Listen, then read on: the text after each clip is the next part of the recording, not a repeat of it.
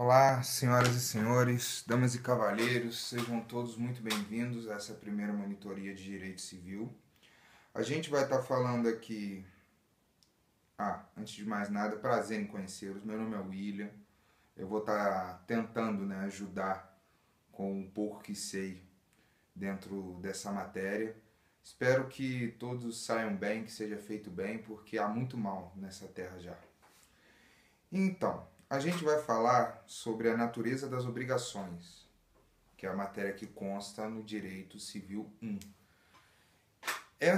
Para se entender o direito das obrigações, é preciso se entender uma certa peculiaridade dele, que é essa face do direito, essa fração do direito, ele está ligado intimamente à economia e à socioeconomia.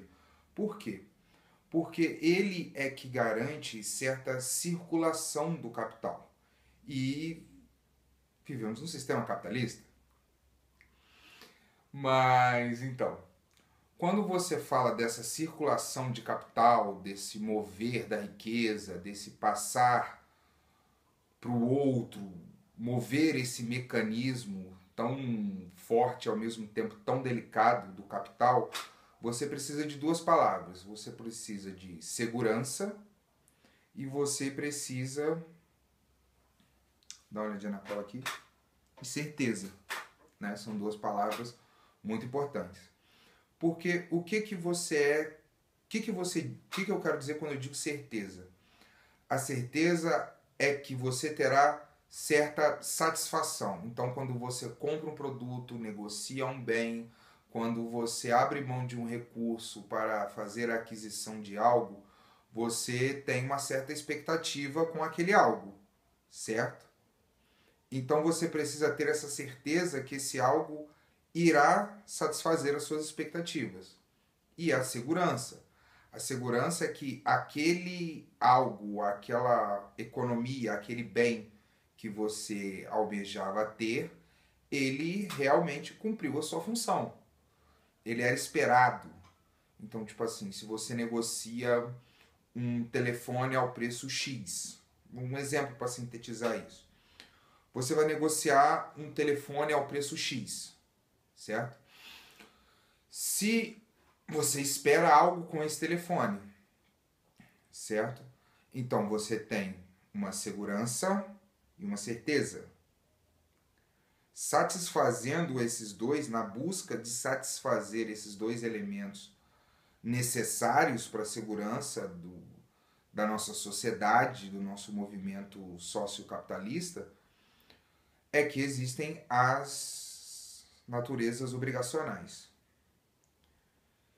Como já foi falado anteriormente, aqui nós estamos falando única e exclusivamente de capital. Mais para frente a gente vai ver que aqui na natureza das obrigações, diferente de outros pontos do Código Civil, pouco importam elementos que não sejam patrimoniais, elementos que não sejam quantitativos, que não sejam em forma de patrimônio, bens, imóveis, capital, etc. Para que haja essa circulação, esse mover, é preciso que hajam duas pessoas. Você não pode negociar consigo mesmo. Quer dizer, psicologicamente você até pode, mas não é assunto do direito. Então você tem um vínculo entre um credor e um devedor. É preciso que haja isso para que haja as múltiplas, as ligações que solidificam a segurança e o bem-estar e o mover da riqueza. Essas ligações, esse vínculo entre credor e devedor, ele tem algumas características. A primeira dele é a temporalidade. Ou seja, ele é temporário, ele é limitado. Existe uma certa quantidade de tempo ou uma certa quantidade de pagamentos a ser feito até que aquela obrigação se finde. Ou seja, nenhuma obrigação no direito civil ele vai ser infinita, vai ser ad eterno. Não. Você adquiriu uma obrigação, você cumpre essa obrigação e essa obrigação se finda. Depois, você tem outros dois elementos, que é a vontade. Quando você está falando de um acordo entre duas partes, né, um vínculo entre credor e devedor, você está falando de uma soberania da vontade. Então, assim, contanto que não haja erro, dolo, coação, isso é um ponto muito importante para ser estudado, há aquele vínculo por soberania da vontade, ou seja, aquelas duas pessoas quiseram entrar naquela relação, estavam sabedoras de todos os elementos ali postos, de todas as quantias, de quanto isso iria aumentar ou diminuir seu patrimônio, de uma forma bem sucinta, pacta sunt servanda, que foi traduzido primorosamente pela grande pensadora moderna Jojo Todinho como sustenta suas gracinhas. Em resumo é isso. Você sabia a natureza da obrigação, sabia o que deveria fazer, então sustenta suas gracinhas. Aí, depois disso, a gente vai ter dois elementos que vinculam o credor e o devedor. Esses dois elementos, eles são de naturezas semelhantes, porém nem tanto. Ficou um pouco estranho, né? Mas vou explicar. Você tem o Schaut e o Haftung. Desculpa a minha pronúncia do alemão aí, nunca foi grandes coisas. Então, você tem o Schaut, que é o quê? A noção judicial, a noção, nossa, agora errei até o português, a noção judicial daquela coisa, daquele elemento. Então, por exemplo, a dívida, ela é algo que o credor pode exigir judicialmente do devedor que ele pague aquela obrigação. Tá vendo? Você tem um elemento objetivo, um elemento pragmático do direito. Já o Haushangen é quando você tem a dívida moral, é a responsabilidade. Ou seja, é a famosa vergonha na cara. Você está devendo o cara, você quer pagar o cara, não porque haverá uma sanção do direito, mas porque a sua moral, a sua índole diz que você deve arcar com seus compromissos. Como a gente está falando de riqueza, perceba, a gente falou da riqueza, do transferir da riqueza e essa relação entre credor e devedor, ou seja, para quem a riqueza vai. Faltou a gente falar do objeto. Quais são os objetos? Os objetos dessas relações obrigacionais, elas têm que ter certa forma, têm que ter certa moldura para que seja considerada como tal. A primeira moldura, o primeiro aspecto que a gente vai olhar é se é lícito, se aquilo é moralmente aceitável, se aquilo não atenta à moral. E isso é bem interessante que em muitos tribunais, e você pode utilizar esse conhecimento inclusive para a sua vida, caso a sua namorada mexa no seu telefone e chega assim para você, ou seu namorado também mexa no seu telefone e fala assim, e aquela sua amiguinha tal, aquela fulana de tal que te disse isso, você já lança na cara dela tal como a magia de Harry Potter e você fala assim, nemo altaro pauperum tu peça legarmus, que quer dizer o quê? Ninguém pode se valer da própria torpeza, que é mais ou menos isso aí. Ou seja, um objeto lícito, ele tem que ser moralmente aceito. Quando a pessoa tem um ato imoral para ter alguma vantagem no negócio, esse negócio ele é passível de ser anulado ou se tem uma sentença pouco favorável. E tem até outro elemento sobre a licitude, né, do objeto a ser negociado, da riqueza ali a ser negociada, do bem, que se as duas pessoas foram torpes, a relação volta ao estado inicial. Esse é a primeira moldura, o primeiro objeto. Primeiro, o que a ser negociado deve ser isso, lícito. O segundo é possível. Porque perceba como estamos falando de riqueza. Da riqueza, do ir e vir, da movimentação, do fluxo comercial. Então, você não pode negociar algo que seja altamente abstrato, altamente... Se nós negociarmos, se a nossa sociedade se baseasse em comprarmos ideias muito malucas, muito dificilmente o capitalismo iria prosperar. Então, por isso aquela coisa tem que ser factível, tem que ser possível, tem que ser real, como, por exemplo, comprar um pão. Porque isso não é observado, o direito civil é muito comum, a gente usa ele todo dia. Só que as terminologias e os jargões do direito tornam isso muito maior, muito mais complexo que de fato é. Por exemplo, um pão é um objeto possível, certo? Você pode ir lá comprar um pão. Mas um objeto impossível, você pode ir lá e tentar comprar. Deixa eu ver agora um bom exemplo. Um pedaço da lua com um padeiro. É possível. Deu para entender mais ou menos? Outra questão dentro da impossibilidade física, lógica, perceptível, sensorial, é que você, para além dela, né, você tem a questão da impossibilidade jurídica. Ou seja, se há um embargo, se há algo que impossibilita aquela negociação de avançar, de prosperar, você não a poderá realizar. Porque você poderá receber sanções e muito provavelmente vai resultar num problema aí bem amargo a ser resolvido. Outro ponto muito delicado. Percebe como as coisas se entrelaçam, como uma dá origem à outra? A coisa a ser negociada, ela deve ser determinada ou determinável. Lembra que a gente estava falando da impossibilidade física? Então, quando você fala da coisa determinada ou determinável, você está falando de um bem material que ele pode ser contado ou ter a perspectiva de ser contado. Mais lá para frente, nas próximas aulas, a gente vai ver que você vai ter o bem determinado, que quer dizer um bem específico. Então, por exemplo, vou comprar um Uno Mille 1997 verde abacate da placa X023. Tá vendo? Determinado, é aquilo, é específico, é daquele jeito. Determinável. Ah, vou comprar um Uno, ou vou comprar um carro. Perceba, ainda é algo determinável, mas não é algo estritamente e muito específico esse objeto, esse bem a ser adquirido ou vendido.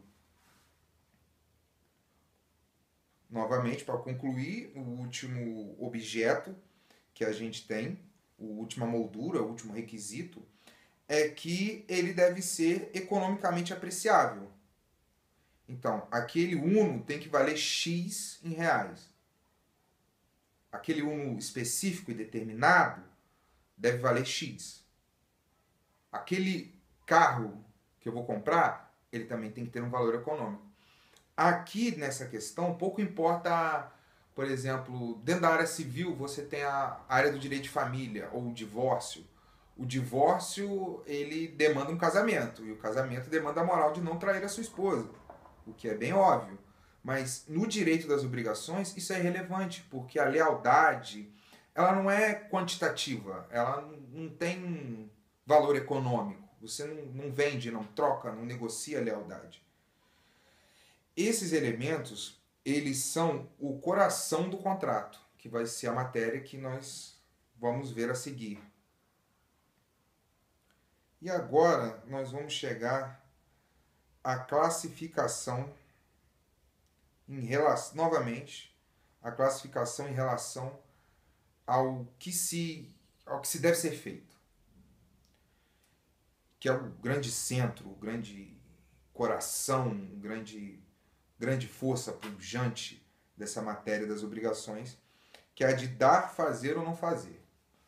Então perceba, quando você chega nesse ponto, lembra que eu estava falando sobre economia, sobre riqueza e tal, todos seria uma palavra forte, mas grande parte do que se pode fazer com a riqueza se determina por essa teoria, esse tripé teórico.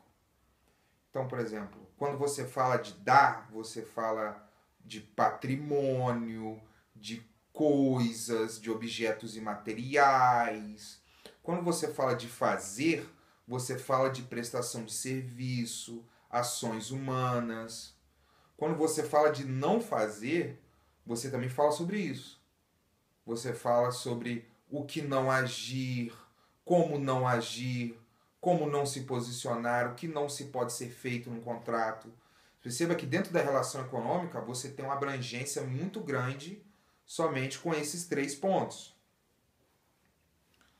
Aí, quando isso a gente mais para frente vai estudar a fundo cada um desses elementos. A gente vai estudar mais a fundo o que é a obrigação de dar, de fazer, de não fazer. Todas elas são complexas dentro de si, tem vários pequenos elementos, mas como a gente está apenas num trabalho introdutório, é importante que vocês, meus colegas, entendam essas bases, esses alicerces que a gente vai partir para construir. Aí agora a gente vai falar sobre as obrigações, o que deve ser feito. O que deve ser feito, ele pode ser de uma forma simples, quando você tem apenas uma pessoa e uma prestação. Então, por exemplo, eu quero comprar Vamos lá, eu quero comprar um Play 4, certo? Vou comprar o Play 4 do meu amigo. Beleza? Ele falou que quer 3 mil reais. Eu vou lá, pago os 3 mil reais, ele me dá o Play 4, Brasil, estamos todo mundo feliz, todo mundo alegre, todo mundo segue sua vida. Beleza? Você tem um sujeito, uma obrigação, um devedor, uma obrigação. Viu como se encaixa o elemento da transferência, da riqueza, de elementos e tal? O coração do capitalismo. Se estivesse numa sociedade comunista, você nem estaria estudando isso. Ou não sei. Nunca me aprofundei na teoria do direito comunista. Mas, voltando às obrigações. Elas podem ser compostas. O que é a obrigação composta? É quando você tem, dentro de uma negociação, vários elementos. Você pode ter em uma negociação todos os 3 elementos. Dar, fazer ou não fazer. Retornando ao exemplo, vamos melhorar o exemplo. Eu quero comprar uma casa de um amigo meu. Quero comprar uma casa, tal, uma casa maneira, uma casa legal. Beleza. Você pode chegar pro seu amigo, melhor, seu amigo quer comprar sua casa. Aí você chega para ele e fala assim: meu rei, meu soberano, meu suzerano, meu senhor, quero 100 mil reais nessa casa. Ele fala assim para você: olha, meu nobre, 100 mil reais eu não tenho. Mas é o seguinte, eu tenho um carro aqui que vale 50 mil, ó, obrigação de dar. Certo? Coisa indeterminada, um carro. Ele não especificou. E eu posso te fazer um serviço porque eu sou, sei lá, pedreiro, que dá um valor de 10 mil reais e, ou, sei lá, os outros 50 mil reais, totalizando os, ou sei lá, vou botar 40 mil reais. Percebem que a matemática não é o forte, né? 40 mil reais e posso não pintar a casa dessa cor, que subtrai o outro resto, não fazer isso. Ou eu posso, sei lá, não tomar determinada atitude. Então, tá vendo? Você pode ter numa mesma relação, de forma composta, vários elementos das obrigações. Vários elementos obrigacionais. Outro exemplo que elucida talvez melhor, que talvez esse exemplo tenha sido um pouco confuso, né? Um carro. Vamos pegar o exemplo do carro. Eu quero comprar o carro de fulana. Certo? Eu chego para fulana e falo assim: ó, fulana, eu tenho, o carro vale, sei lá, 20 mil. Eu chego para fulana e falo assim: ó, eu tô aqui formado, carteirinha da OAB, alegre, feliz, sorridente, fagueiro, próspero no ramo do direito. Tenho 10 mil reais para te dar em capital. E sei que você tem uma demanda que o valor é de 10 mil reais. Beleza, eu te pago os 10 mil reais e trabalho para você na sua demanda, que dá os outros 10, você me dá o carro Brasil. Entendeu?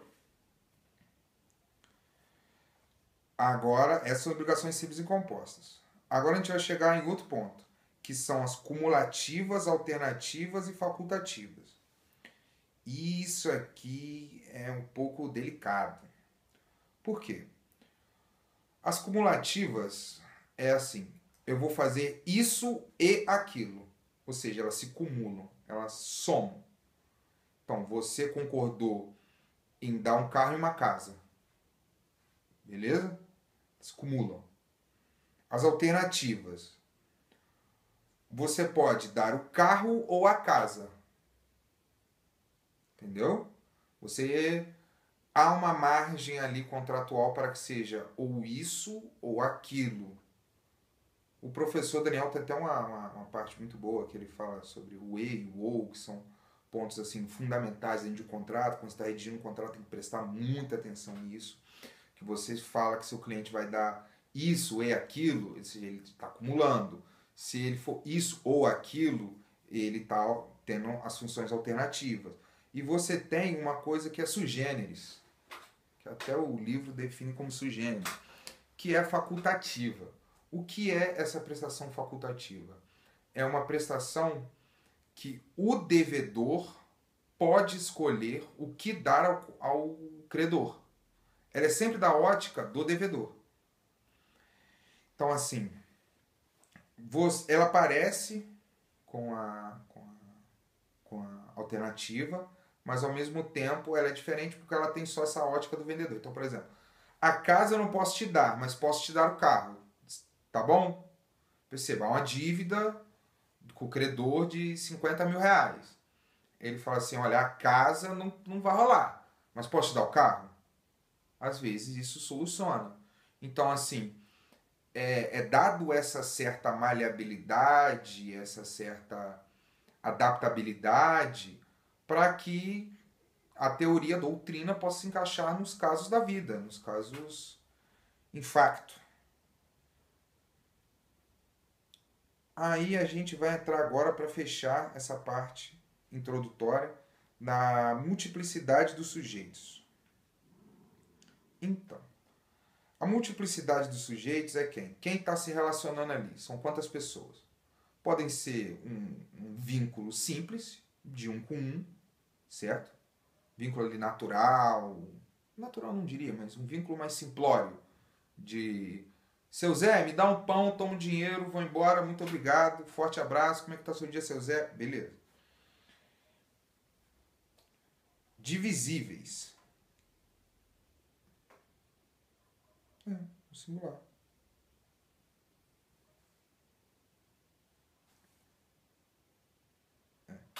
Aí você tem a composta.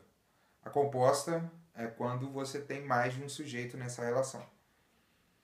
E as obrigações podem ser divisíveis ou indivisíveis. Divisíveis quando elas podem ser divididas, e indivisíveis quando não. Aí vai ser outro elemento que a gente vai ter que dar uma olhadinha mais pra frente, porque ele quase que precisa de um vídeo para ele mesmo, porque são conceitos bem complexos, assim, bem difíceis. Eu recomendo a leitura do Direito Esquematizado Pedro Lenza, Direito Civil Esquematizado Pedro Lenza, é o que eu estou usando como fonte para esse vídeo, é excelente. Lá ele explica essas pequenas diferenças, esses pequenos elementos. E acho que eu vou encerrar o vídeo por aqui, que já está dando meia hora. Né? E agradeço a todos imensamente. Um forte abraço no coração de todos. Beijo e vamos fazer o bem, porque de mal o mundo já está cheio. Siga-nos aí nas redes sociais e fique por dentro de tudo. Não deixe de seguir a UGB aí, que ajuda bastante, tá? Isso aí eu dou uma dica pra vocês. Tudo que a UGB tem feito, ela coloca lá nas redes sociais dela.